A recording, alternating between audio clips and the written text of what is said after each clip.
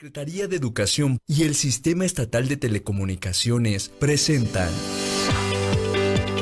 Vocación por la Enseñanza. Nuevas herramientas para grandes logros en la educación. Esto es De la A a la Z. Puebla en Casa. ¿Qué tal? ¿Cómo están? Muy buena tarde. Qué gusto saludarles justo a las 12 del mediodía cuando da inicio este programa de la A a la Z Puebla en Casa. Quiero agradecer la presencia y la colaboración de Alejandro Filiberto Yautensi Cruz, que es nuestro intérprete en lengua de señas mexicana, que estará con nosotros esta semana acompañándonos en esta emisión de este programa de la A a la Z Puebla en Casa. Un programa que se transmite a través de Canal 26.1 en digital, también a partir de 126 de megacable a través de esta señal y a lo largo y ancho del estado a través de toda la red estatal de radiodifusoras. El objetivo, bueno, pues ha sido claro desde el principio de darle seguimiento a esta educación desde casa, este reinicio de clases desde casa y que ha sido muy enriquecedor con todos los invitados que hemos tenido, con todos los representantes y los directivos de diferentes niveles educativos. Así que, pues hoy lunes, como todos los lunes, tenemos la presencia del secretario de Educación, Melitón Lozano, a quien le agradezco mucho, doctor, que esté con nosotros, porque además viene a compartirnos algo muy interesante que le tocó asistir y que piensa que es necesario que se comparta para que todos estemos en la misma línea. Bienvenido, buen día, secretario. Estimada Nuria, muy buenas tardes. Un placer saludarte ya en esta cuarta semana del programa. Sí. Y antes de que avance, quiero hoy, 11 de mayo, hacer una felicitación y un reconocimiento a todas las mamás por su contribución en la construcción de la sociedad, su contribución en lo económico, lo político, lo cultural, lo espiritual, y en esta fase en la que el aprendizaje se está desarrollando en casa, pues una cosa más, su contribución en el aprendizaje de sus hijos. Eso es digno de reconocer, de felicitar y de alentar. Así es que además de ser madres, son educadoras, y mi reconocimiento en este día posterior al Día de las Madres. Muy bien, muchas gracias. Una felicitación a todas ellas que de verdad están haciendo un trabajo arduo. Así ¿no? es. Pero bueno, hubo la oportunidad, me estaba comentando el secretario, que lo invitaran a una reunión muy importante que se llama Ciudades del Aprendizaje. Así es. Les comparto, me invitaron a un seminario web que se llamó Ciudades del Aprendizaje, convocado por la UNESCO, y participaron varios presidentes y presidentas municipales, regidoras. Por ejemplo, estuvo el presidente de Nuevo León, de Tecamachalco, de Huejotzingo, de Puebla, entre otros. Y todos compartieron su experiencia de cómo están enfrentando esta contingencia. Cosas muy interesantes desde la perspectiva del aprendizaje. Se hizo referencia a la relevancia de esquemas no formales en educación. Sí, sí. Y voy a tratar de compartirles esto porque es una gran oportunidad de aprendizaje para todos, no solo para los alumnos y las alumnas. Creemos que aprendizaje en casa, solo los alumnos, ¿no? Creo que podemos aprender todos. Y el cuestionamiento que yo haría es muy básico. ¿Qué pasa si después de que pase la contingencia no aprendimos y seguimos igual? Eso es clave, ¿verdad? Cómo los seres humanos tenemos que estar aprendiendo a diario y desterrar la idea de que solamente pueden aprender los niños y las niñas o los jóvenes. Hay personas adultas que dicen, no, yo ya no estoy para eso, ya no puedo aprender. Desterrar esa idea. Todos podemos aprender en toda circunstancia y en todo momento. Claro. Inclusive la neurofisiología del aprendizaje, hace mucho tiempo se pensaba que a cierta edad las neuronas ya no establecían ciertas relaciones sinápticas del aprendizaje. Hoy la plasticidad demuestra que puedes seguir aprendiendo hasta los 80, 90 años. Se siguen estableciendo estas relaciones sinápticas, que este es un fundamento más para el aprendizaje. Y que eso además promueve que siga habiendo enlaces, ¿no? Exactamente. Entonces eso creo que es muy importante. Y esta reunión con las presidentas y presidentes municipales me llevó a ciertas reflexiones. Un ejemplo, ellos compartían que en esta contingencia han tenido que tomar medidas. Por ejemplo, instrumentar el cierre de negocios. O el día de ayer, por ejemplo, el limitar el acceso a los panteones, que mucha gente tiene la tradición de llevar flores. Claro. Sin embargo, si estas acciones no van acompañadas de un proceso de aprendizaje, pasarán y no quedará nada que nos sirva en un futuro. Si la gente lo observa como una imposición, pues entonces hasta hay rechazo, resistencia. Se enojan. Y no aprendizaje. Pero si reflexionamos la importancia de llevarlas a cabo, el beneficio que obtenemos, cómo cuidándonos nosotros cuidamos a los demás, esto se convierte en una toma de conciencia, se incorpora en nuestro modo de ver las cosas y provoca un cambio de actitud. Claro. Que eso es justamente el aprendizaje. Entonces ahí estaremos aprendiendo algo que nos va a servir en un futuro pasada la contingencia. Otro ejemplo, el día de hoy empieza el Hoy no circula. ¿Verdad? De igual manera, si no nos damos la oportunidad de reflexionar cómo estas cosas contribuyen a mayor aglomeración, mayor circulación, no solo en las calles, sino en los negocios, porque se utiliza el vehículo para llegar y existen conglomeraciones, se convertirá en una imposición y no una toma de conciencia. Entonces, las ciudades del aprendizaje son justo eso, como la forma en que se organiza una ciudad, y por ciudad también podemos entender comunidad, claro, el barrio, la colonia, la forma en que está organizada. Todo lo que allí se lleva a cabo es motivo de aprendizaje. Claro, y además tiene que haber una red de información muy fuerte para que todos tengamos toda la información, ¿no? Así es, ¿no? totalmente de acuerdo. Podamos tener ese aprendizaje. Exactamente. Entonces, significa volver la mirada, volver la vista a la importancia de la educación. Y que la educación no solamente son aulas, ¿verdad? Porque es justo, estábamos en un ambiente de aprendizaje formal. Un aula, se pasa lista, pizarrón. Hoy estamos en un ambiente de educación no formal, en un espacio distinto, donde tenemos que generar, y eso es el aprendizaje, ciertos conocimientos, ciertas habilidades, pero sobre todo actitudes. Si eso no pasa, se resbala el conocimiento y seguimos siendo iguales. Ahora me voy a ir a algunos ejemplos de la vida cotidiana y también que he enfrentado como docente. Como tú sabes, durante muchos años he dado clases de biología y en los programas de secundaria vienen los temas de nutrición y se discute en las aulas todo lo relacionado a las proteínas, los carbohidratos y el plato del buen comer y muchos otros hábitos alimenticios. Y es verdaderamente frustrante a veces observar que en el recreo las niñas y los niños van a comprar un refresco. Sí, sí. O una sopa. Comida chatarra. Comida ¿no? chatarra, ¿no? Después de la clase, ¿no? O terminando esa clase. Entonces, ¿qué fue lo que sucedió? Sí. Es probable que tuvo ciertos conocimientos, pero no cambió la actitud. Claro. No hubo un proceso de incorporación, de toma de conciencia que me lleve a un nuevo hábito. Ese es el ejercicio clave de la reflexión. ¿Pero de qué dependerá eso? Es muy sencillo. Y justamente está el aporte de los docentes. Los docentes tenemos la responsabilidad de habilitar al alumno para que aprenda por sí mismo, lo que le llamamos el aprender a aprender. Pero todavía voy a ir un poco más profundo. Tiene que ver con un proceso autocorrectivo de aprendizaje. Es decir, estar reflexionando constantemente. Y voy a citar otro ejemplo de la vida cotidiana. Yo luego les decía a los alumnos con los cuales convivía de 14, 15, 16 años, les decía, miren, la madurez y la sabiduría no depende de la edad, sino depende de la capacidad que tienes para reflexionar lo que vives. Es decir, puedes encontrarte a una persona de 60 años y a uno de 17, y el de 17 ser mucho más maduro y más ecuánime, más responsable y tomar mejores decisiones. ¿De qué dependió?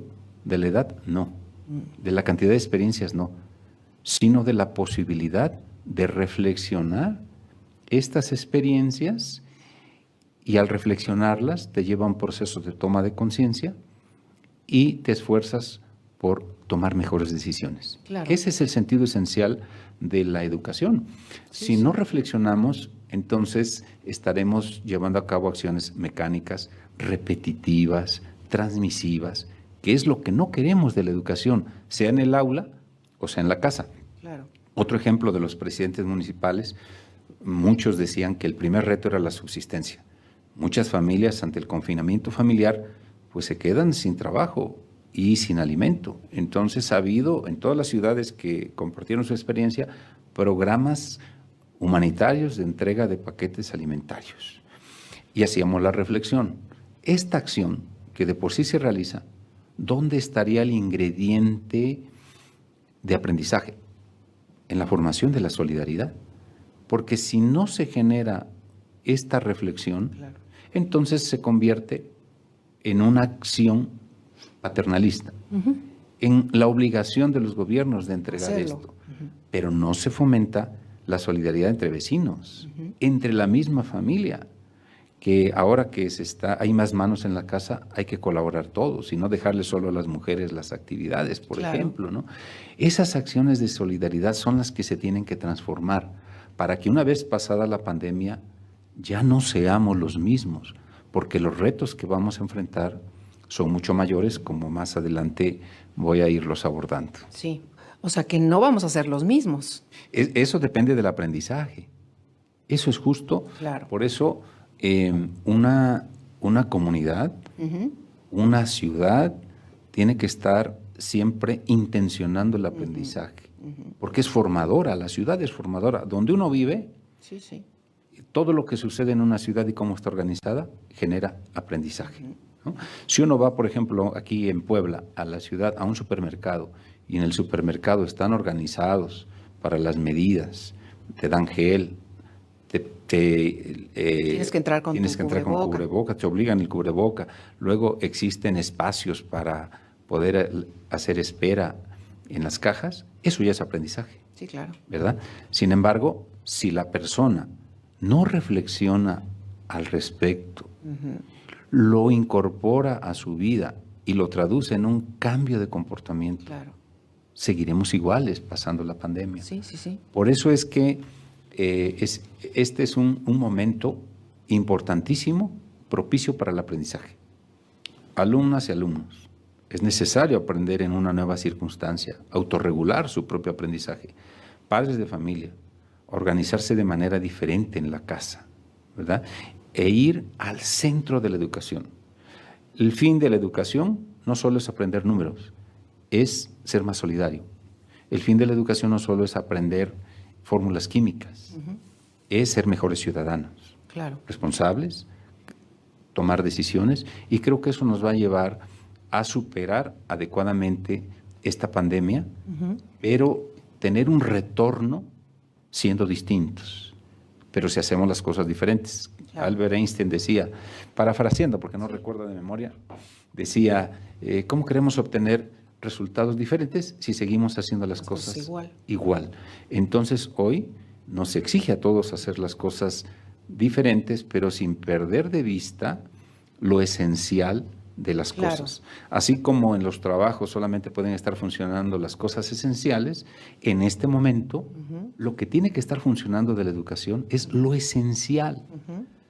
Quitar la paja e ir a lo esencial. Ahora, en una familia, secretario, que ahorita está viviendo este regreso a clases desde casa y está viviendo cada quien su entorno, pues todo lo que le toca vivir, ¿qué pasa cuando alguien de la familia es reacio a este aprendizaje? ¿En quién recae, en este caso, la responsabilidad de poderle hacer ver a este integrante de la familia que de esto vamos a aprender todos, ¿no? No sé si el docente en este caso, si el papá, la mamá, los hermanos. Yo creo que es algo al mismo tiempo sencillo y por otro lado un poquito complejo. Lo sencillo es muy fácil, dialogando. Dialogando. El diálogo es la base para el entendimiento, para la comprensión, para la toma de conciencia. Y los seres humanos nos hicimos humanos justamente por el lenguaje. Entonces, en este sentido, hay un autor que a mí me encanta, es biólogo, epistemólogo chileno, Maturana, dice dialogando, porque solo así sabemos lo que está sintiendo y pensando el otro. Él cita un ejemplo de que un niño le preguntan, ¿cuánto es 2 más 2? Y entonces el niño responde, 5. No tiene lógica, no tiene racionalidad. Entonces él le pregunta, bueno, ¿pero por qué 5? ¿Cuánto eran 2 más 2 manzanas?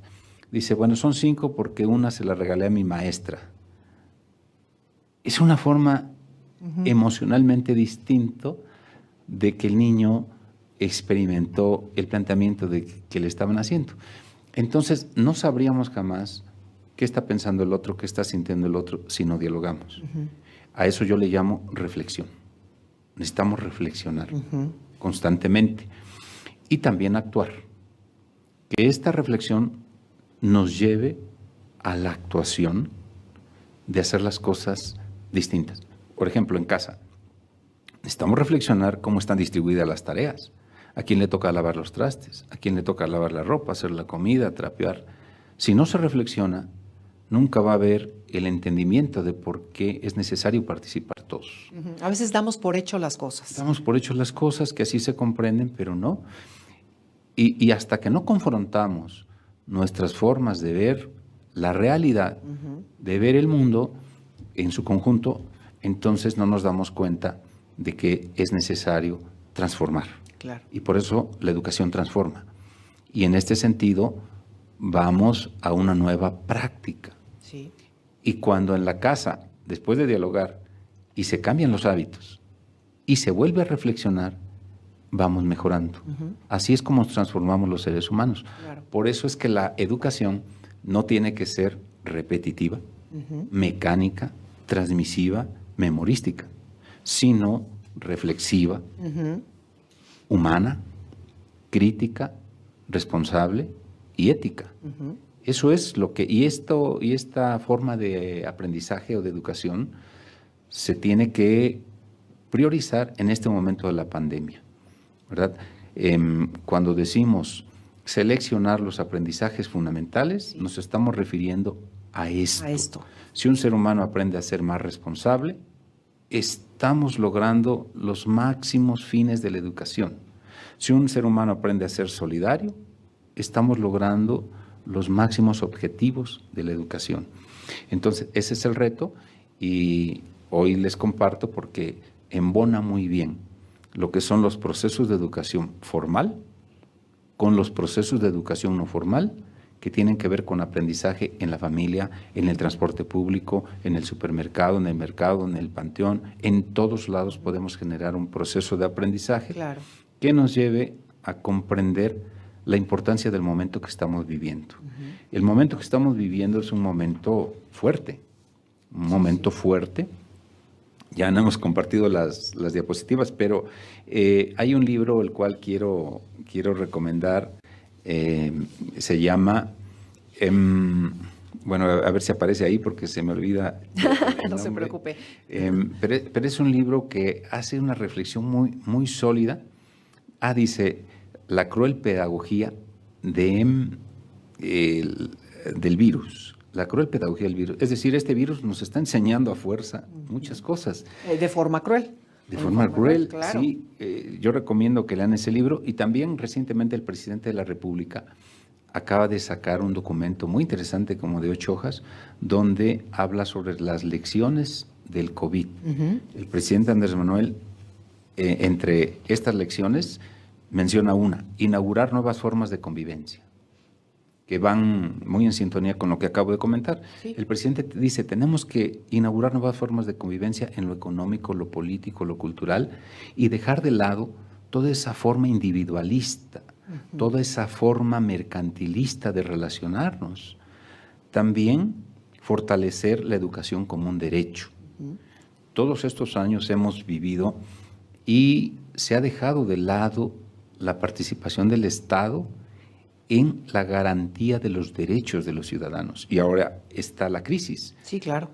No se priorizó durante muchos años la salud pública.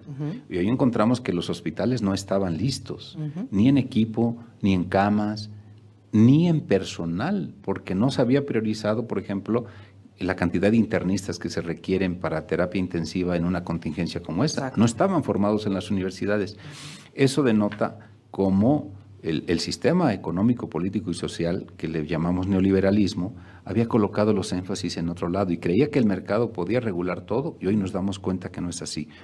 De igual forma, aprovecho para comentarles que en esta semana, el día de hoy, se presentó al Congreso la Ley de Educación del Estado.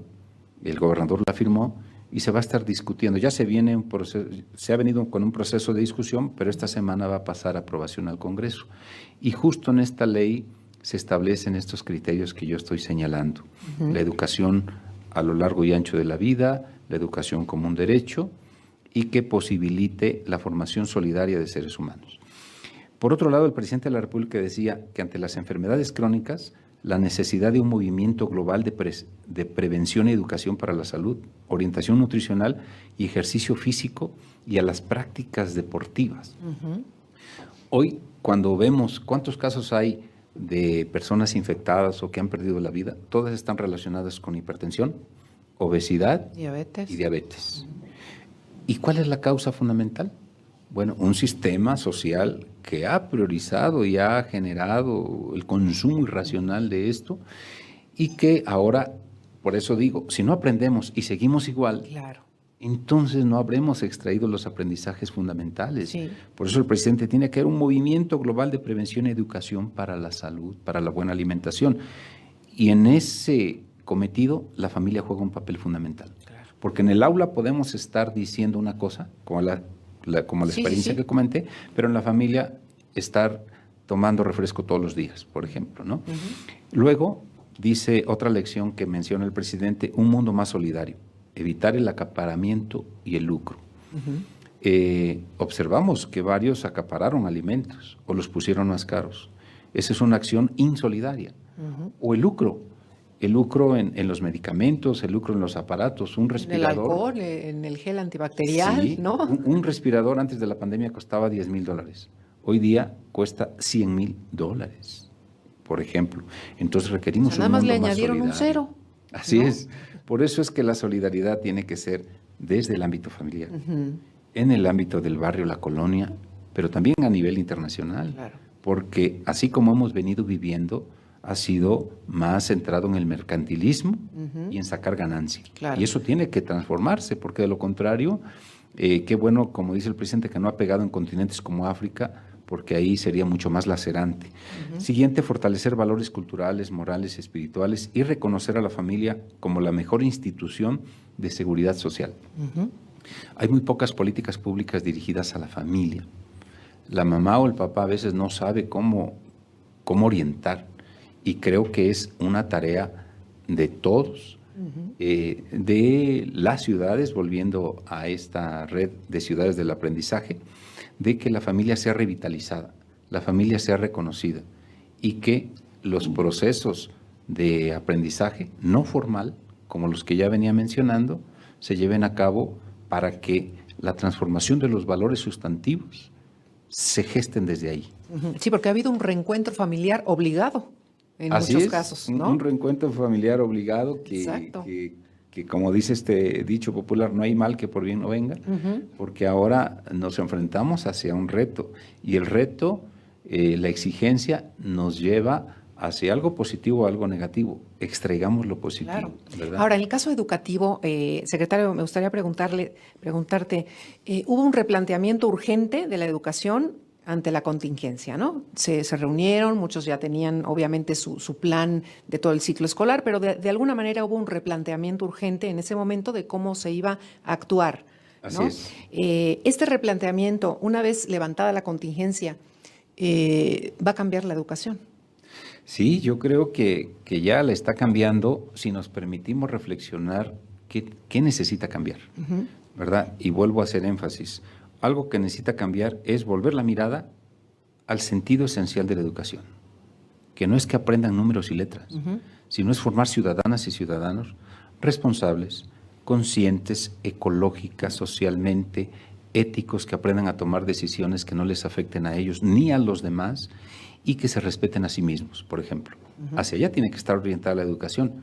Eso no quiere decir que descuidemos las matemáticas, la física, la química, la historia. No. Esos son contenidos que nos ayudan, pero que son procedimentales para lograr este gran fin de la educación. ¿Qué es esta formación integral? Esta formación integral ser, ¿no? y justo la formación integral es lo que persigue la nueva escuela mexicana. Y una vez pasada la pandemia, tenemos que colocar mucha atención en esto. Anteriormente solo se le ponía mucha atención a lo cognitivo, a lo racional, pero los seres humanos somos más que racionalidad. También tenemos la parte física, emocional, cívica, moral, estética y ética. Entonces, si solamente desarrollamos una dimensión, estamos formando fenómenos. Por eso la necesidad de la integralidad. Y hay que ponerle más atención a lo que se ha descuidado. ¿Y qué es lo que se ha descuidado todos estos años? La parte ética, la parte moral, que forma un sujeto responsable, repito, capaz de tomar buenas decisiones para sí mismo y para los demás.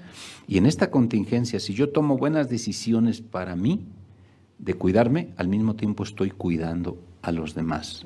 El protegerme, protejo a los demás, por ejemplo. Y eso es una acción solidaria.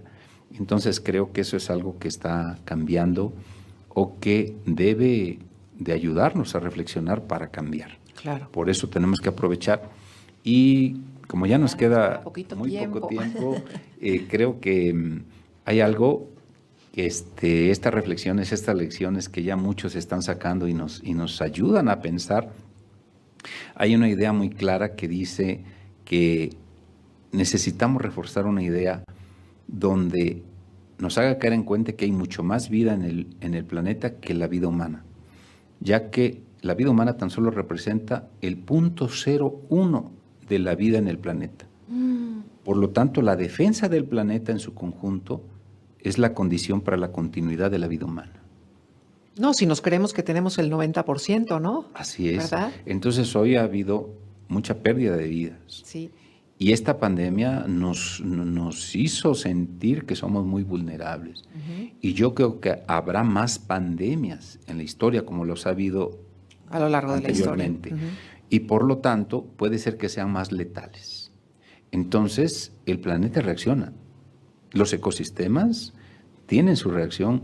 Por lo tanto, hoy cuidar la vida del planeta es cuidar a nosotros mismos. Y finalmente, ser capaces de imaginar al planeta como nuestro hogar común y a la naturaleza como nuestra madre original, a quien le debemos amor y respeto. La naturaleza no nos pertenece.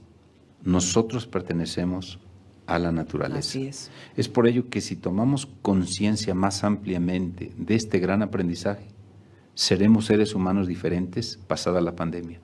Seremos alumnos diferentes, maestros distintos, padres de familia totalmente diversos.